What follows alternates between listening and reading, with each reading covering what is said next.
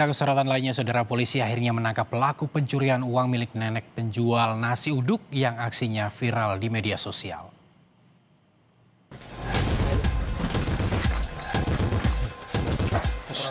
Pelaku pencurian uang milik nenek penjual nasi uduk tak berkutik saat ditangkap polisi di rumahnya di kawasan Kramat Jati, Jakarta Timur.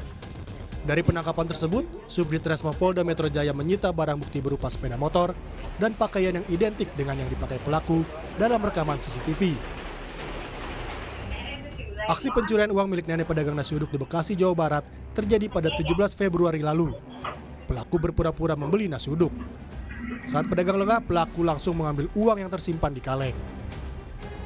Dari hasil pemeriksaan terungkap pelaku juga pernah melakukan aksi pencurian dengan cara yang sama di Bekasi. Memang korban yang disasar adalah kaum-kaum rentan, di mana nenek-nenek, kemudian ibu-ibu yang disasar pada saat korban tersebut lengah. Jadi memang ada persesuaian TKP di mana korban sama-sama nenek-nenek dan sama-sama penjual nasi uduk. Sampai dengan saat ini kami masih melakukan pendalaman terhadap potensi adanya TKP-TKP lainnya. Pelaku beserta barang bukti telah dibawa ke Polda Metro Jaya.